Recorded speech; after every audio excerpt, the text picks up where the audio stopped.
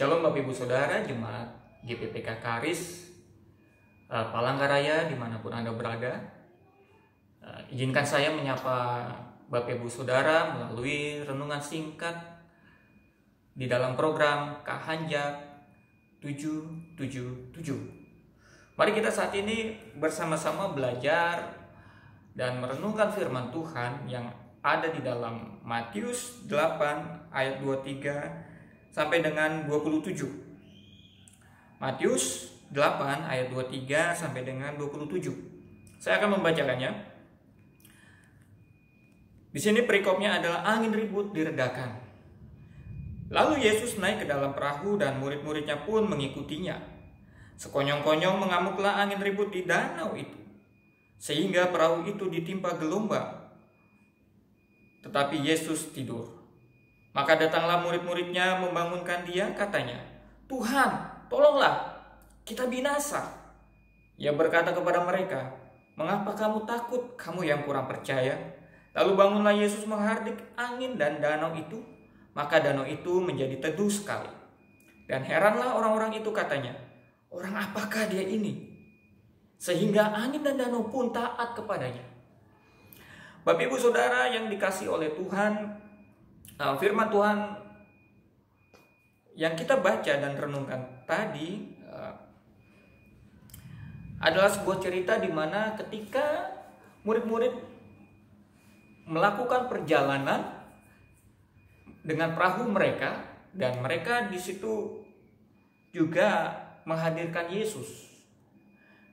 Namun di tengah-tengah perjalanan ada angin ribut, ada badai yang menghantam mereka. Namun yang menariknya adalah Yesus tertidur.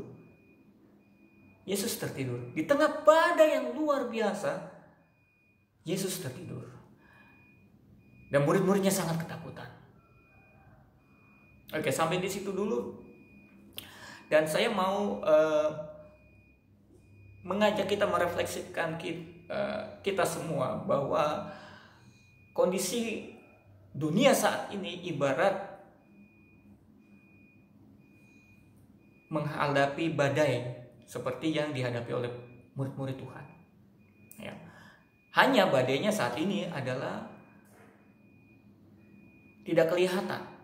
Badai yang dihadapi oleh dunia saat ini adalah dalam bentuk sebuah virus yang tidak dapat dilihat oleh mata jasmani kita. Dan semua orang menjadi cemas, semua orang menjadi takut. Apakah badai ini dapat berlalu? Apakah badai ini akan membinasakan dia? Sama seperti murid-murid. Apakah kita binasa? Buru kita binasa.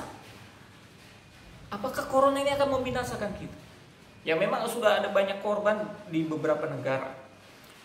Namun satu hal dari firman Tuhan ini yang akan kita pelajari bersama-sama adalah yang pertama, ingatlah bahwa Tuhan tidak akan pernah meninggalkan kita. Dalam cerita ini Yesus ada di perahu bersama-sama dengan para murid.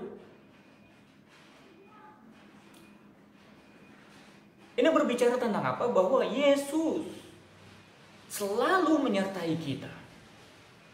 Yesus selalu menyertai kita. Di tengah badai yang sekarang terjadi di dalam dunia ini, ingatlah bahwa Tuhan selalu menyertai kita. Jangan lupakan itu.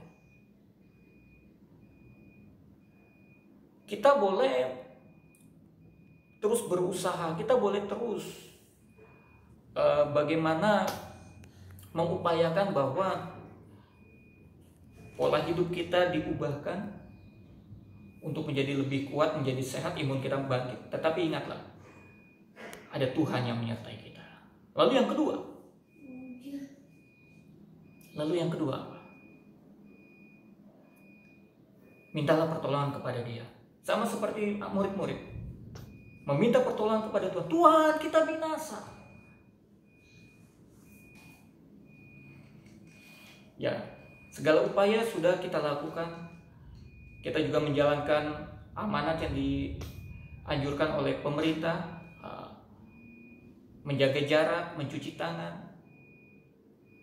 Kalau tidak perlu sekali, jangan keluar rumah. Itu kita sudah lakukan, tetapi selebihnya kita serahkan kepada Tuhan. Lalu yang ketiga, percayalah, badai ini pasti berlalu. Badai pasti berlalu. Nah, mungkin penggalan lagu tersebut kita semua pernah mendengarnya. Tetapi apakah kita seyakin ketika kita menyanyikan penggalan itu, badai pasti berlalu karena ada Tuhan.